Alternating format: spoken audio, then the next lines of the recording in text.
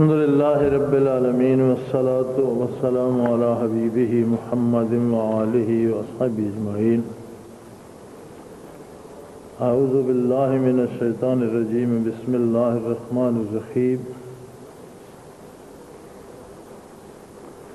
وإذا سمعوا اللغو أعرضوا عنه وقالوا لنا أعمالنا ولكم أعمالكم سلام عليكم لا نبتغي الجاهلين. إنك لا تهدي من أحببت ولكن الله يهدي من يشاء وهو أعلم بالمهتدين. اللهم سبحانك لا علم لنا إلا ما علمتنا إنك أنت العليم الحكيم. مولاي صل وسلم دائما أبدا على حبيبك من زانت به الأصول.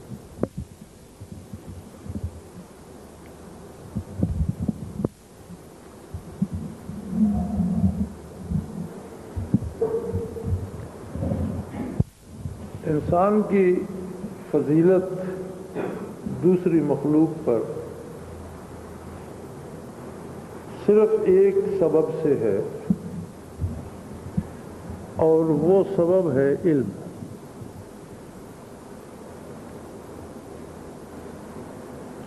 علم ہی وہ نعمت ہے جس سے اللہ جل شانہ نے انسان کو نوازا. وہ حصول علم کی استعداد جو اللہ نے انسان کو بخشی، وہی استعداد اور وہی علم اس کے درجات بلند کرنے کا اور مخلوق میں اسے اعلیٰ مقام عطا کرنے کا سبب بن گیا. علم دو طرح سے ہے. ایک علم وہ ہے جس کا تعلق انسان کے دماغ سے، اس کی عقل سے ہے، اور عقل کا کام ہے بدن کی ضروریات کا ادراک کرنا، سمجھنا، ان کی تکمیل کے ذرائع تلاش کرنا اور ان کی تکمیل کرتے رہنا. بھوک لگتی ہے، کھانے کے لیے کیا چاہیے، کیا مناسب ہے، کیا غیر مناسب ہے، کون سا صحت بخش ہے، کس میں بیماری کا خطرہ ہے. بدن پر بیماری آ گئی، اب اس کا تدارک کیسے ہو، کس چیز سے پرہیز کی جائے، دوا کون سی کھائی جائے. کمرہ گرم ہو گیا، اسے ٹھنڈا کرنے کے لیے کیا کیا جائے، ہوا کے لیے کھڑکی بنائی جائے یا پنکھا چلایا جائے یا اے سی ایجاد کیا جائے. کہیں آنا جانا ہے، سفر کے وسائل اونٹ گھوڑے سے لے کر دور حاضرہ کے جدید جہازوں تک چلے گئے. یہ سارا کرشمہ عقل کا ہے. میڈیکل سائنس جو آج ہم دیکھتے ہیں بدن کی تعمیر میں لگی ہوئی یا اصلاح میں، یہ کرشمہ بھی عقل کا ہے.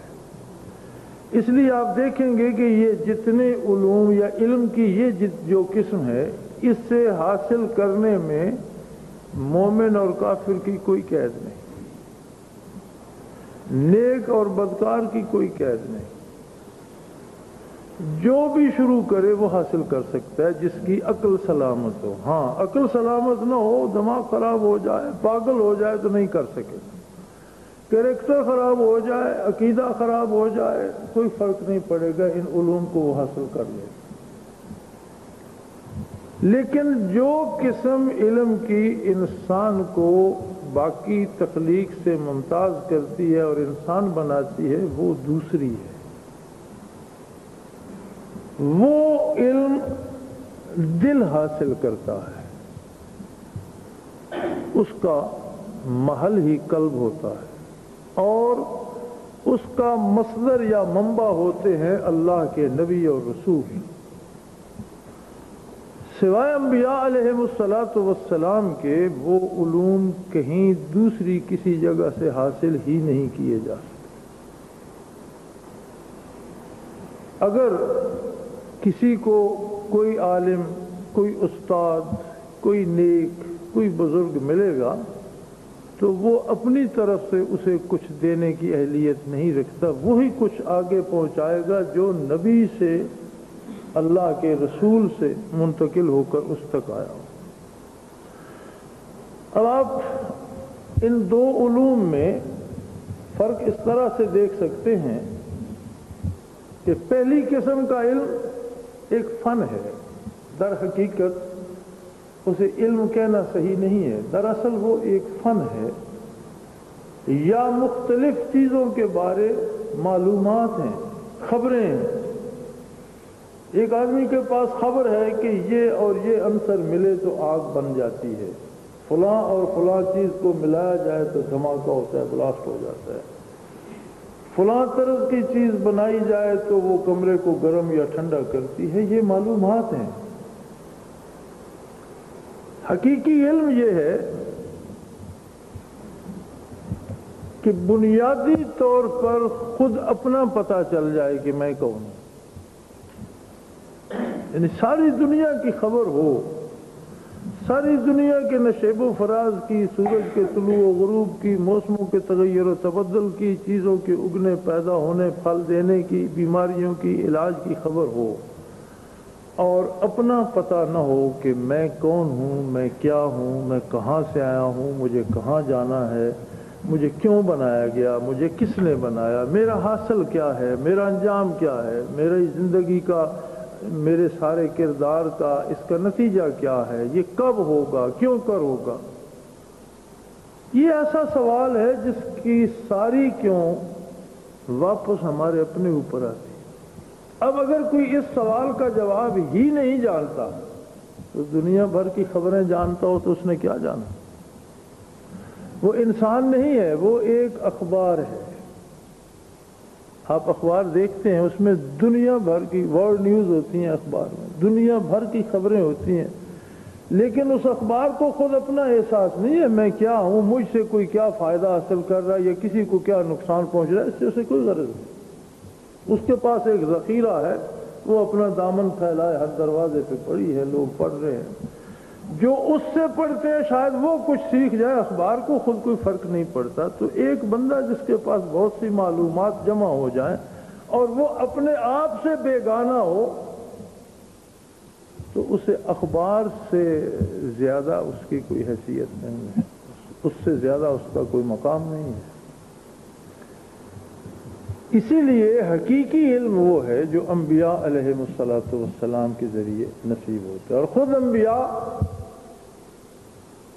سارا علم ذات باری تعالیٰ سے حاصل کرتے ہیں۔ نبی کا کمال یہ ہوتا ہے کہ ان علوم میں بنی آدم میں سے کوئی اس کا استاد نہیں ہوتا، کسی سے وہ استفادہ نہیں کرتا، بلکہ براہ راست رب العالمین سے لیتا ہے اور نبی کا قلب لیتا ہے۔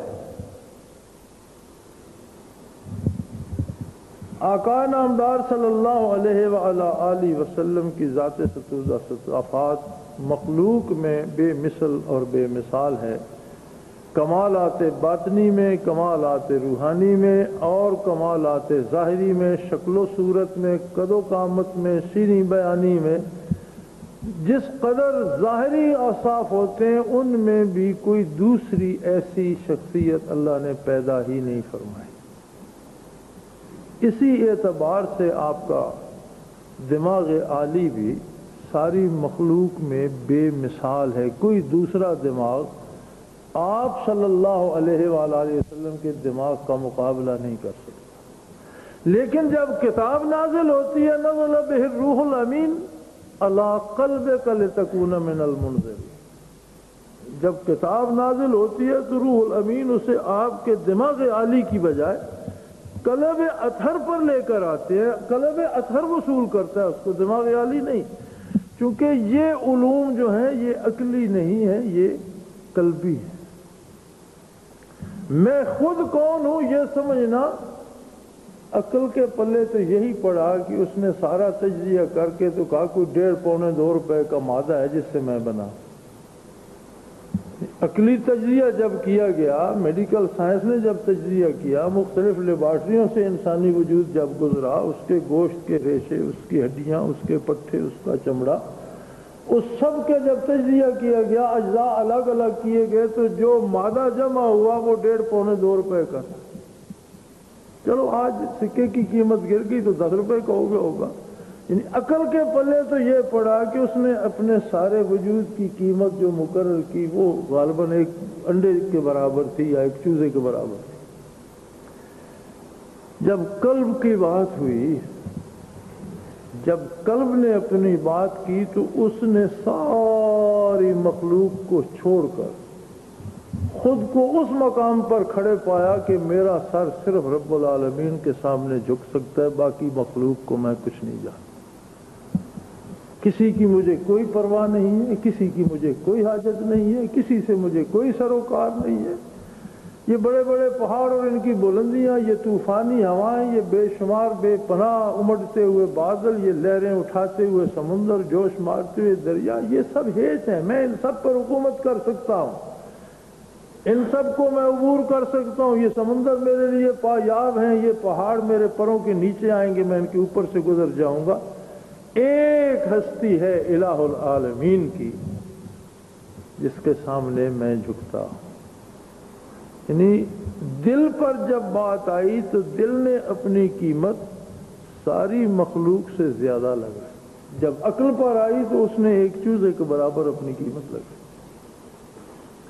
یہی وجہ ہے کہ دل میں نور ایمان نہ ہو، دل زندہ نہ ہو، تو دنیاوی علوم کے بڑے بڑے ماہر انسانی اخلاق سے عاری ہوتے ہیں، انسانی کردار سے۔ آپ نہیں دیکھتے بڑے بڑے ماہر ڈاکٹر قصاب سے زیادہ بے رحمی سے انسانوں کو لوٹتے ہیں؟ کیوں؟ اتنا کچھ مطالعہ کرنے کے بعد، اتنا پڑھنے لکھنے کے بعد، اور جب سینکڑوں لوگ ان کے ہاتھوں میں دم توڑ دیتے ہیں اور انہیں پتا ہے زندگی کی کیا حیثیت، تو کیوں لوٹتے ہیں ان مرنے والوں کو؟ ایسے لوگوں کو کیوں لوٹتے ہیں ڈاکٹر، جب وہ سمجھتے ہیں کہ یہ بیچارہ دم توڑ رہا ہے اور یہ بیوی کا زیور بیچ کر، گھر بیچ کر، سامان بیچ کر، یہ بچوں کی کتابیں بیچ کر کرایہ لے کر آیا، وہ کہتے ہیں فیس دے دو تو دیکھیں گے، نہیں تو مر جائے مرتا۔ دوسری طرف ایک فاقہ مست مفلس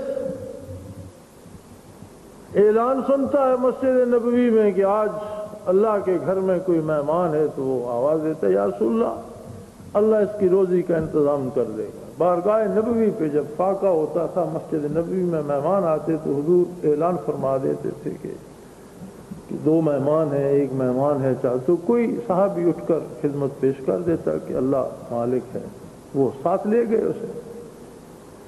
گھر گئے تو بیوی نے کہا کہ حضور ہم تو 2 میاں بیوی ہیں اور کھانا 1 بندے کا تھا ہمارے پاس، تو میں نے کہا دونوں بانٹ کر کھا لیں گے، آپ 1 مہمان بھی لے آئے، اب یہ کیا کھائے گا اور ہم کیا کھائیں گے؟ تو انہوں نے فیصلہ یہ کیا کہ چراغ تو ہمارے گھر میں پہلے نہیں ہے، تھوڑی سی اور دیر ہونے دو، جلانے کے لیے تو دیا نہیں ہے ہمارے پاس، اندھیرا ہو جائے گا تو کھانا رکھ دینا، میں اس کے ساتھ بیٹھ جاؤں گا، یہ کھاتا رہے گا اور میں خالی کھانے کو ہاتھ لگا کر منہ تک لے جاؤں گا اور منہ ہلاتا رہوں گا کہ یہ سمجھے یہ بھی کھا رہا ہے۔ تو خیر ہے، ہماری میاں بیوی کی رات فاقے میں کٹ جائے گی اور مہمان کھانا کھا لے۔ ایک آدمی جسے ہم ان پڑھ کہتے ہیں، جسے ہم جاہل کہتے ہیں، جسے ہم صحرا نشین اور بدوی کہتے ہیں، جو کسی مدرسے، کسی کالج، کسی سکول نہیں گیا، اس کا کردار یہ ہے کہ وہ اپنی بیوی کو بھی خود بھی بھوکا سونا چاہتا ہے، اور جسے وہ جانتا ہی نہیں، محض ایک مہمان ہے اللہ کے گھر میں، اللہ کے نبی کے گھر میں، مسجد نبوی میں ایک مہمان ہے، اس کے لیے وہ اتنا تکلف کرتا ہے کہ اپنی حصے کی غذا قربان کر کے اس کو پیٹ بھرنا چاہتا ہے۔ اور دوسری طرف ایک بڑا پڑھا لکھا آدمی سینکڑوں یونیورسٹیوں سے کورسز کر کے آیا ہوا، اس کے سامنے اس کی میز پر ایک بندہ تم توڑ رہا ہے، لیکن وہ اس کے یتیم بچوں کا آسرا بھی چھین لینا چاہتا ہے۔ تو کس کو آپ انسان کس کو کہیں گے؟ اس کو جو قصاب کی طرح ایک مرنے والے کے کپڑے بھی اتارنا چاہتا ہے، یا اس کو جو اپنی بھوک رکھ کر دوسرے کو کھلانا چاہتا ہے؟ اس کا مطلب ہے کہ انسانیت کا کمال علوم عقلی سے نہیں ہے، اصل میں انسانیت کا شرف قلوب کے قلب کے علوم قلبی سے ہے، دلی علوم سے ہے، ان علوم سے ہے۔ اس لیے کہ جسے ہم ان پڑھ کہتے ہیں وہ ان پڑھ نہیں تھا، وہ صحابی تھا محمد الرسول اللہ صلی اللہ علیہ وسلم کا۔ علوم عقلیہ اس نے حاصل نہ کیے، لیکن علوم قلبی کا سمندر تھا اس کے سامنے جس میں وہ غوطہ زن تھا۔ اس میں وہ احساس، وہ شعور، انسانی عظمت، انسانی کردار، اپنے بارے کہ میں کیا ہوں، اب مجھے کہاں جانا ہے، مہمان کون ہے اور کس کا ہے، اس کے بارے کل کیا اجر و ثواب ہوگا، کس بارگاہ میں ہمیں حاضر ہونا، یہ اس کا دل جانتا ہے۔ اور یہ جس کی میز پر بندہ دم توڑ رہا ہے، یہ اپنی قبر تک سے اپنے انجام سے واقف نہیں، اس سے بے خبر ہے کہ کل میرے ساتھ کیا ہوگا۔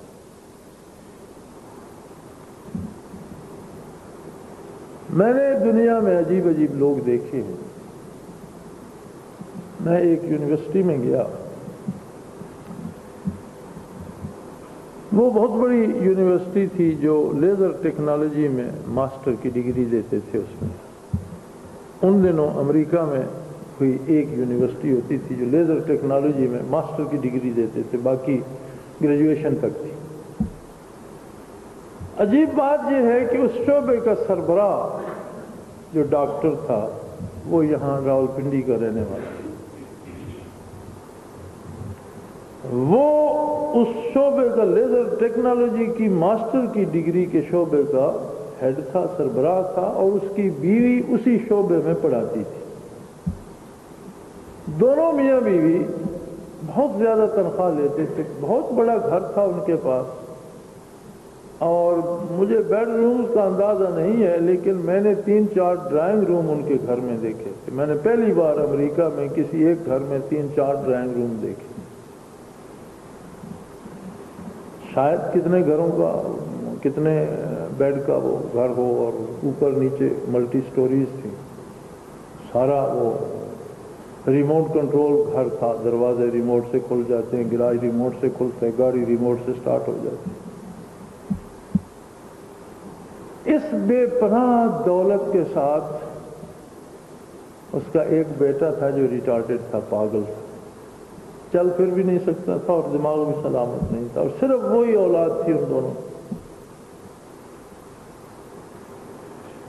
میری سمجھ میں نہیں آتا تھا کہ یہ عجیب بات ہے کہ ایک طرف اللہ کریم نے انہیں اتنی دنیا دے دی، اتنی دولت دے دی، اتنی عزت، اتنی سہولتیں دے دی، دوسری طرف اتنا عذاب مسلط کر دیا۔ عجیب نظام ہے اللہ کریم کا۔ کیا شے منگوائی اس نے، اب بات چل پڑی مسلمانوں پر، اسلام پر، یہ وہ، تو وہ نبی علیہ الصلوۃ والسلام کے حوالے سے کوئی بات کرنا چاہیے۔ وہ چاہتا یہ تھا کہ ہمارے حضرت محمد صلی اللہ علیہ وسلم نے یہ فرمایا، یہ وہ کہنا چاہتا۔ اس نے بڑی کوشش کی، ہمارے وہ کہتا رہا، اسے نبی علیہ السلام کا نام نامی یاد نہیں تھا۔ یہ بھی مسلمان ہے۔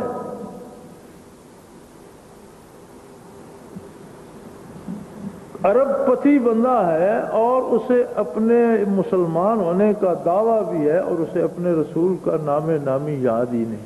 کلمہ کہاں آتا ہوگا؟ جسے محمد نہیں آتا صلی اللہ علیہ وسلم، اسے کلمہ کب آتا ہوگا؟ تو ہمارے وہ کئی دفعہ کوشش کرنے کے بعد پھر وہ نام نہیں لے سکا، پھر اس نے کچھ صلی اللہ علیہ وسلم کہنے کی کوشش کی، لیکن وہ بھی اس نے کچھ آدھا سادہ کہا۔ تو اس سے مجھے پتہ چلا کہ یہ نبی علیہ السلام کا نام لینا چاہ رہا تھا، لیکن اسے یاد نہیں تھا۔ تو میری سمجھ میں یہ آیا کہ یہ دل کی ویرانی ہے جس نے اس کے ظاہر کو بھی ویران کر کے رکھی۔ اتنا ویران ہے دل سے کہ اب اسے انسانی زندگی بھی نصیب نہیں، بلکہ انسانی زندگی بھی اس کے لیے عذاب بن گئی ہے۔ وہ زندہ ہے لیکن ایک عذاب میں ہے۔ بیٹا کبھی سیڑھیوں سے گرتا ہے، کبھی صوفے سے ٹھوکر کھا کے گرتا ہے، اور کوئی اولاد ہی نہیں، بیوی بھی نیم پاگل سی، الٹا سویٹر اس کی بیوی نے پہن رکھا تھا۔ میں نے کہا یہ بھی اپنی منزل پہ پہنچنے والی ہے۔ بندے کا یہ حال تھا۔ جب دل ویران ہوتا ہے تو انسان ایک 2 ٹانگوں کا جانور رہ جاتا ہے۔ جس طرح سدھائے ہوئے بنماس، جس طرح سدھائے ہوئے ریچھ، جس طرح سدھائے ہوئے بندر ہوتے اسی طرح ایک سدھایا ہوا جانور بن جاتا ہے انسان بھی۔ لیکن اگر اللہ کریم یہ توفیق عطا فرمائے کہ بندے کے دل کا رشتہ اس کے رسول کے ساتھ، اپنے رب کے ساتھ پیوست ہو جائے، جڑ جائے، تو وہ علوم جو اللہ کی کتاب عطا کرتی ہے، یاد رکھیں قرآن سے بھی عقل سے کچھ حاصل نہیں ہوتا، دل سے حاصل ہوتا ہے۔ عقل کے گھوڑے تو قرآن کریم پر مستشرقین نے بڑے دوڑائے اور مزید گمراہ ہوتے چلے گئے۔ یعنی جو مغرب کے محقق ہیں انہوں نے 10 برس لگا کر عربی سیکھی، عربی زبان میں تفسیریں پڑھی، حدیثیں پڑھی، پھر بحث مباحثہ کیا، اور حاصل کیا ہوا؟ 15-20 سال لگانے کے بعد انہیں 5-10 بودے اعتراض نظر آئے جو وہ قرآن پر یا اللہ کے نبی پر کر سکے۔ اس ساری محنت کا پھل انہیں، کیونکہ ساری کوشش محض دماغی تھی، عقل کی کشتی تھی، عقلی قد و کاوش تھی، اور اس کے جو مضامین ہیں یہ امانت ہیں انسانی قلوب کی، دلوں کی۔ تو جب تک دل میں وہ بات نہ آئے، دل کا تعلق آقا نامدار صلی اللہ علیہ وسلم سے پیوست نہ ہو، دل میں اللہ کا نام نہ ہو، دل میں اللہ کی یاد نہ ہو، دل میں اللہ کا نور نہ ہو، تب تک انسان کو انسانیت نصیب نہیں ہوتی۔ اور ایک فرق رہ جاتا ہے کہ علوم عقلی انسان کو سدھایا ہوا جانور بنا دیتے ہیں، اور علوم قلبی انسان کو شرف انسانیت عطا کر دیتے ہیں۔ انسان میں احساسات، شعور، یا جسے آپ شرافت کہتے ہیں، وہ قلبی علوم کی وجہ سے آتی ہے۔ عظمت، دوسرے کی عظمت کا احساس، کسی کے ساتھ شفقت و محبت، کسی کا عزت و احترام، دوست اور دشمن کی تمیز، بھلے اور برے کی جانچ، نیک اور بد کی پہچان تب آتی ہے جب علم دل سے حاصل کیا جائے، دل روشن ہو، دل میں نور ہو، تو وہ باتیں آ جاتی ہیں دل میں جو اللہ و اللہ کے رسول نے عطا فرمائی، اور یہ بنیاد بنتی ہے انسانیت کی۔ جس کو یہ علم نصیب ہو پھر وہ علوم عقلی سیکھے تو وہ ایک اچھا مسلمان ڈاکٹر، مسلمان انجینئر، مسلمان کاریگر، مسلمان حاکم، مسلمان معاشرے کا فرد بنتا ہے۔ اور اگر یہ نور نصیب نہ ہو تو آج کی مہذب قوموں کو دیکھیے، آج ہمارے سامنے دنیا میں سب سے بڑا امن کا داعی امریکہ ہے، ٹھیکیدار ہے انسانیت کی بہتری کا۔ دنیا کے ہر ملک میں ہر طبقے کے انسانوں کی نگہداشت کا اپنے طور پر کہتے ہیں دنیا کا پولیس مین بنا ہوا ہے۔ خود امریکہ کا کیا حال ہے؟ پوری دنیا کے ہر ملک میں جتنا فساد ہو رہا ہے اس سب میں امریکہ کا ہاتھ موجود ہے۔ یعنی جتنی انسانیت کا قتل عام ہو رہا ہے کسی نہ کسی طرح سے امریکہ کا کوئی نہ کوئی شعبہ اس میں ملوث ہے۔ کہیں بذات خود اپنی فوجوں سے مروا رہا ہے، کہیں اس کا جاسوسی کا محکمہ بدماشی کرا رہا ہے، کہیں CIA والے دخل، کوئی نہ کوئی اس کا ہاتھ ہر ملک کے ہر قتل عام میں، حتیٰ کہ چائنا میں ہزاروں لوگ جو 2 سال پہلے قتل ہو گئے ان کو ابھار کر اس قتل گاہ تک لانے والا اور قتل کرانے والا بھی امریکہ تھا۔ اور خود امریکہ کے اندر یہ حال ہے کہ کسی شہر میں آپ $10 جیب میں لے کر بازار تک نہیں جا سکتے، کوئی گولی مار دے گا $10 آپ سے چھین لے گا۔ یعنی جو طاقت پوری دنیا میں امن قائم کرنے کا دعویٰ کرتی ہے، خود اس کے اپنے ہر شہر کا یہ حال ہے کہ آپ 10 کا نوٹ لے کر شہر میں نہیں جا سکتے، کوئی گولی مار دے گا $10 کے لیے۔ اور اگر اتفاقاً بجلی چلی جائے یا طوفان آ جائے یا کہیں زلزلہ آ جائے، کوئی شہر گر جائے یا آگ لگ جائے تو آگ بجھانے والا کوئی نہیں ہوتا، لوٹنے والے سارے ہوتے۔ پچھلے دنوں لاس اینجلس میں زلزلہ آیا، مکان گر گئے، کچھ آگ لگ گئی، لوگ دب گئے، تو میں نے 35 دن بعد خود میں نے ٹیلی ویژن پر اعلان سنا تھا کہ شہر کا میئر اعلان کر رہا تھا کہ ساری گورنمنٹ کی طاقتیں جو ہیں وہ محض لوٹ مار والوں کو روکنے میں لگی ہوئی، مرنے والوں کو بچانے کی ہمارے پاس فرصت ہی نہیں ہے۔ خدا کے لیے لوٹ مار چھوڑ دو کہ ہم کسی کی لاش نیچے سے نکال سکیں، کسی زخمی کو پوچھ سکیں، کسی کی مدد کر سکیں۔ یہ شہر کا میئر چلا چلا کر 35ویں دن کہہ رہا تھا، یعنی 35 دن تک ابھی جو مر گئے جو بچ گئے وہ لوٹنے میں مصروف تھے، اور حکومت کی ساری طاقت اس لوٹ مار کو روکنے پہ لگی ہوئی تھی، کسی کے پاس فرصت نہیں تھی کہ کسی کو ملبے سے نکال لے۔ تو اسے کیا آپ ان لوگوں کو کیا آپ عالم سمجھیں گے؟ حالانکہ وہ بڑی بڑی ڈگری ہیں ان کے پاس، بڑے ہر محلے میں یونیورسٹی ہے، اور مزے کی بات یہ کہ جو 60 سال نوکری کر کے ریٹائر ہوتا ہے پھر وہ یونیورسٹی میں داخلہ لے لیتا ہے کہ فارغ بیٹھ کر کیا کروں گا، کسی نہ کسی مضمون میں وہ ایم اے کرتا رہتا ہے یا اس سے آگے کورسز کرتا رہتا ہے۔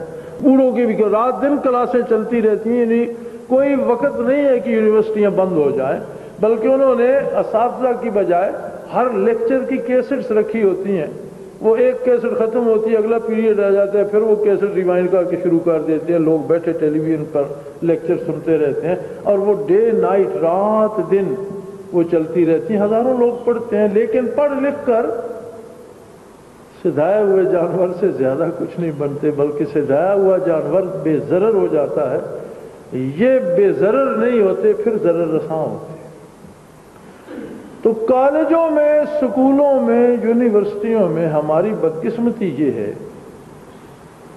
کہ نصف صدی کی آزادی میں بھی ہم اپنے ملک میں وہ علوم جو قلبی ہیں، وہ علوم جو نبی علیہ الصلوۃ والسلام نے عطا فرمایا، وہ علوم جو اللہ کی کتاب میں ہیں، ان کو ہم اپنے بچوں کے لیے نصاب کا حصہ نہیں بنا سکے۔ ہمارے سارا محکمہ تعلیم یا سارا تعلیمی سٹرکچر جو ہے، یہ سارا تعلیمی ڈھانچہ جو ہے، وہ صرف وہی عقلی باتیں، وہی فن کی باتیں، وہی جنہیں خبر کہا جا سکتا ہے، وہ سکھانے پہ تلا ہوا ہے۔ اور پھر شکایت یہ ہوتی ہے کہ شاگرد استاد کا احترام نہیں کرتے، کالج میں ہڑتال کر دیتے ہیں، جی استادوں کو مارتے ہیں، کھڑکیاں توڑ دیتے ہیں، فرنیچر توڑ دیتے ہیں، پرنسپل کی بے عزتی کر دی، لڑکیوں کو چھیڑتے ہیں، جی بسوں کو توڑ دیتے ہیں، گاڑیوں کو جلا دیتے ہیں، بازار میں یہ جی سارا طالب علم کر دیں۔ لیکن شکایت کرنے والا معاشرہ یہ نہیں سوچتا کہ ان نو نہالوں کو تم سدھائے ہوئے جانور سے زیادہ کچھ بنا بھی تو نہیں رہے۔ جانور ہے، اگر کسی وقت اس کی رسی نکل گئی یا وہ اپنے اس میں آ گیا مستی میں تو وہ کرے گا۔ تم نے انہیں انسان بنانے کی کوشش ہی کتنی کی، انہیں انسانی علوم کے ذخیرے کے قریب کب جانے دیا، انہیں اللہ و اللہ کے رسول کی بات سکھائی کب، کہ ان کے دلوں میں نور ایمان کی قندیل جلائی کب، تم انہیں اللہ کا دین بھی سکھاتے، اللہ کا نور بھی ان تک پہنچاتے، ان کو ان کے نبی کے ارشادات سکھاتے۔ ارے کچھ نہیں کر سکتے تھے تو صرف عربی زبان ہی سکھا دیتے۔ جہاں انگریزی ضروری ہے سیکھنا، جہاں اردو ضروری ہے سیکھنا، وہاں عربی کو بھی کمپلسری اور ضروری کر دیتے۔ جو بچہ اردو پڑھتا ہے اردو کے سارے شاعر و ادیب پڑھ جاتا ہے، جو بچہ انگریزی ادب پڑھتا ہے سارے ادیب اور سارے فلاسفر پڑھ جاتا ہے انگریزی کے۔ جس بچے کو آپ عربی سکھا دیتے، کیا وہ محمد الرسول صلی اللہ علیہ وسلم کو نہ پڑھتا، آپ کے ارشادات نہ پڑھتا، اللہ کی کتاب نہ پڑھتا، مسلمان کا بیٹا تھا، کچھ تو اسے اللہ توفیق دیتا۔ لیکن جب ہم نے خود اپنے آپ کو بھی، اپنی اولاد کو بھی، اپنی آنے والی نسل کو بھی اس نور سے بیگانہ کر رکھا ہے تو سدھرنے کی بات کہاں ہوگی؟ اس لیے علم بڑی دولت ہے، لیکن یہ جانچنے کے بعد کہ علم حقیقتاً ہے کیا۔ سب سے بنیادی اور ضروری بات یہ ہے کہ مومن سب سے پہلے اس کلمے کو جانتا ہو جو وہ پڑھتا ہے۔ مجھے بڑے افسوس سے کہنا پڑتا ہے کہ ہم کلمہ طیبہ کو اتنا بھی نہیں جانتے جتنا ابو جہل سمجھتا تھا۔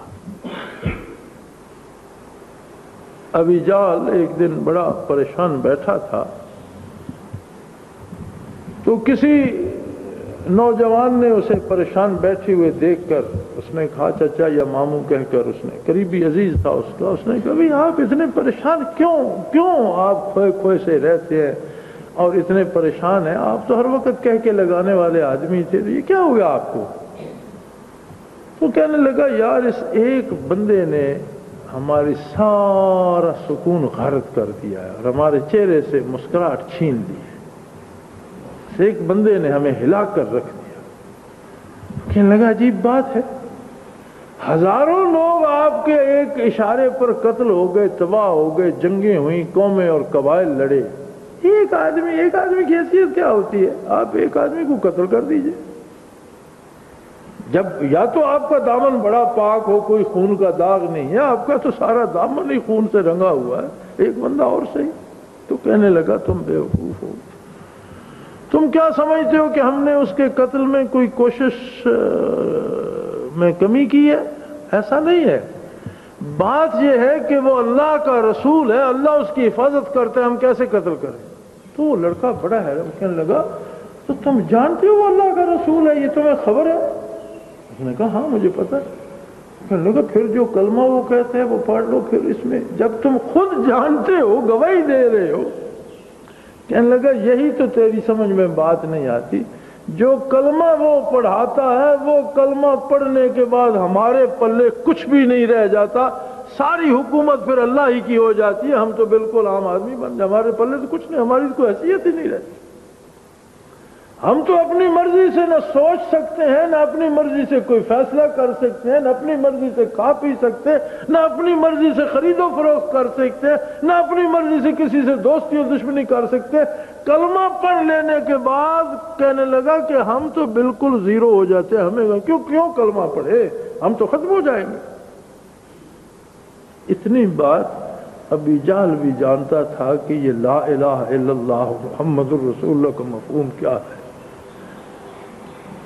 اور ہم، میرے پاس پرسوں ایک بندہ آ گیا یہاں دفتر میں کہ دعا کریں، میں نماز نہیں پڑھ سکتا، میں نماز پڑھوں۔ میں نے کہا میری دعا سے تم نہیں پڑھو گے؟ میں نے کہا عجیب بات ہے، آپ اتنے نیک کام کے لیے آپ دعا نہیں کرتے۔ میں نے کہا میں کیوں دعا کروں؟ جس بندے کو اللہ حکم دے اور وہ بندہ ماننے سے انکار کر دے، میری دعا وہاں کیا کرے گی؟ کیا میں اللہ کے علاوہ کوئی اور طاقت ہے میں اس سے دعا کروں گا کہ وہ تمہیں اللہ کا حکم ماننے کی توفیق دے؟ یا تو مجھے یہ بتاؤ کہ کوئی اور ایسی طاقت ہے جس سے میں جا کر کہوں کہ وہ تمہیں اللہ کا حکم ماننے پہ مجبور؟ اگر میں نے اللہ ہی سے کہنا ہے اور اللہ براہ راست تم سے کہہ رہا ہے کہ مجھے سجدہ کرو اور تم نہیں کرتے ہو، تو پھر میرے کہنے سے کیا فرق پڑے؟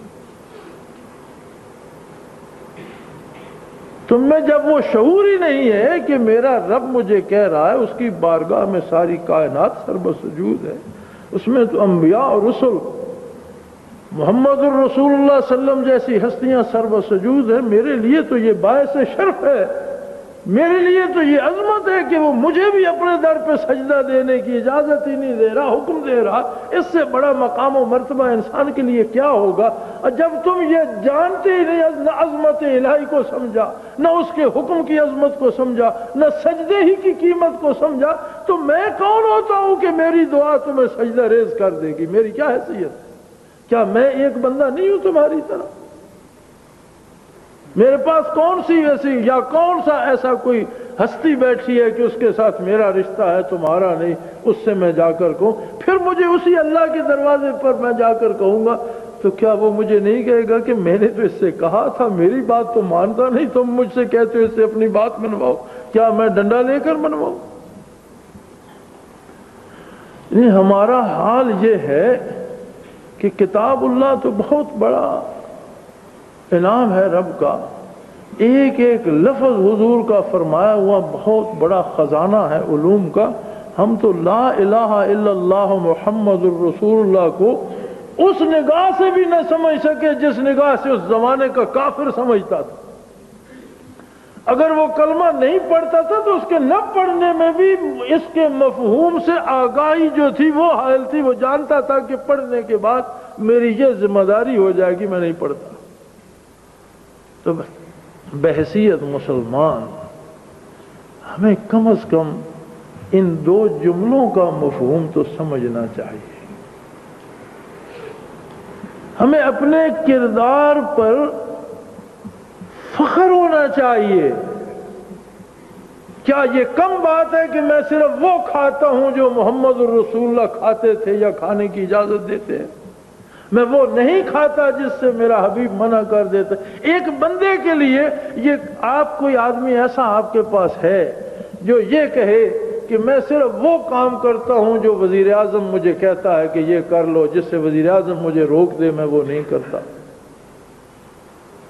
اگر کوئی ایسا بندہ ملک میں آپ کو ملے تو کیا وہ دوسرے ملک کے کسی شہری کو اپنے برابر حیثیت دینے پہ تیار ہوگا؟ کتنا فخر ہوگا اسے اپنے آپ پر کہ میں وہ بندہ ہوں جسے صدر مملکت کہتا ہے کہ اب سو جاؤ تب سوتا ہوں، اور پھر وہی مجھے اٹھاتا ہے کہ اب اٹھ جاؤ تو میں اٹھتا ہوں، نہیں تو میں کسی کی پرواہ نہیں کرتا. تو مسلمان کا تو سارا ٹائم ٹیبل ہی رب العالمین بناتا ہے. کائنات میں کوئی دوسری ایسی ہستی ہے جسے رب کہے کہ آپ اٹھ جا، جسے رب کہے کہ آپ سو جا، جسے رب کہے کہ چھوڑ دے یہ نہ کھا، جسے رب کہے کہ یہ کھا لے؟ کون ہے دوسرا مسلمان کے علاوہ؟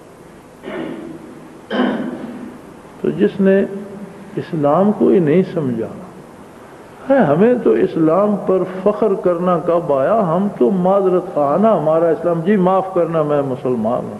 ہم تو شرمندہ ہیں اپنے مسلمان ہونے پر.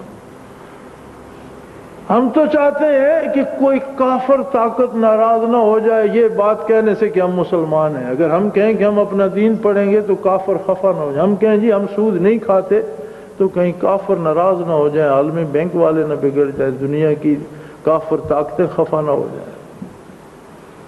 جو مسلمان اللہ کی نافرمانی اس وجہ سے کرے کہ اطاعت کرنے سے کافر خفا ہو جائیں گے، اور کافروں کو راضی کرنے کے لیے اللہ کے رسول کی نافرمانی کرے، کیا وہ مسلمان ہے یا صرف دعویٰ ہے؟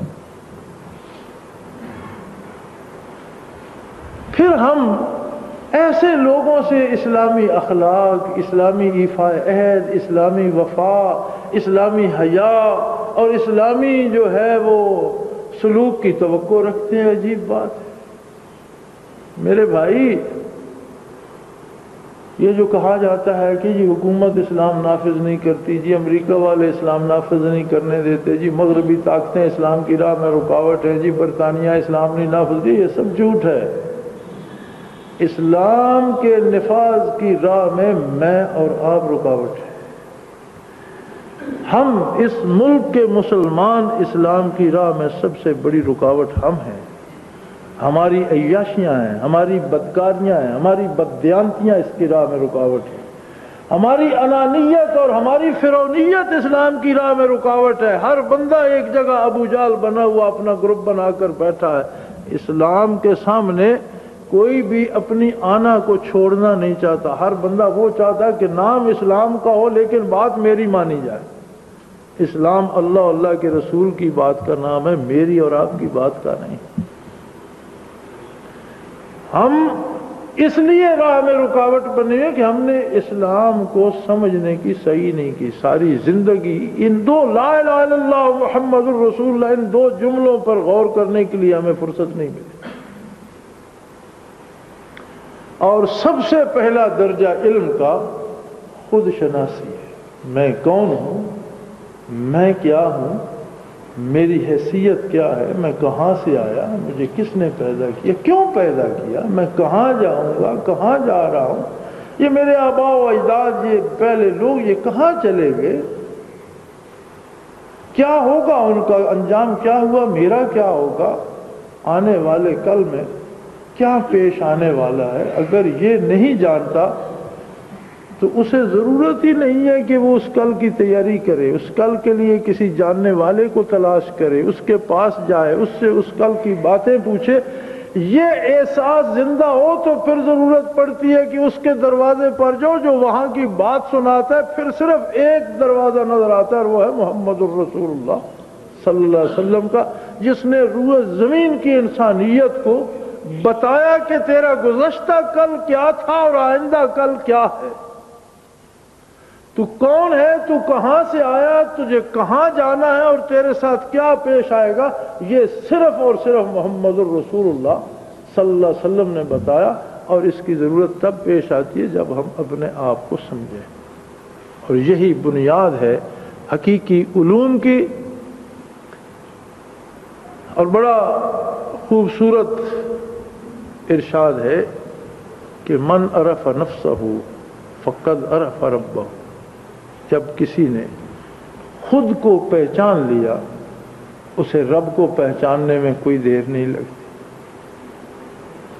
اپنی حیثیت، اپنی ضروریات، اپنی احتیاجات، اپنے آپ سے جو واقف ہو گیا اسے رب کو پہچاننے میں بھی کوئی دیر نہیں لگتی، وہ عارف باللہ ہو جاتا ہے۔ سو عزیزان من، اچھی بات ہے علوم دنیا، انسانیت اللہ نے دی اسی لیے کہ علوم دنیا کو سمجھے، لیکن اللہ نے صرف عقل نہیں دی، اس نے دل بھی دیا ہے، اور اتنا قیمتی ہے کہ اس نے ارشاد فرمایا وَمَا جَعَلْنَا لِرَجُلٍ فِي جَوْفِهِ مِنْ قَلْبَيْنِ، یہ اتنی نایاب چیز ہے کہ کسی بندے کے سینے میں میں نے دو دل نہیں رکھے، ایک ہی دل رکھا ہے، اور ایک دل جو ہے اس میں ایک ہی محبت، ایک ہی ہستی، ایک ہی راستہ، ایک ہی توجہ سما سکتی ہے۔ اگر ہم نے اپنے قلوب میں اپنے رب کو بسا لیا، اگر ہم نے اپنے قلوب میں اپنے نبی کو جگہ دی، اگر ہم نے اپنے قلوب میں اپنے آپ کو پا لیا، تو علوم دنیا ہمیں ایک بہتر انسان بننے میں مددگار ثابت ہے۔ اور اگر ہم دنیا بھر کے علوم پڑھتے رہے اور خود سے بیگانہ رہے تو یقیناً ایک سدھائے ہوئے جانور سے زیادہ ہماری کوئی حیثیت نہیں بن سکے گی۔ اللہ ہمیں اس کی سمجھ اور شعور بھی دے، نیکی کی توفیق بھی دے، اور اپنے نور سے اور اپنے علوم سے ہمارے دلوں کو روشن بھی کرے۔ وآخر دعوانا الحمدللہ رب العالمین۔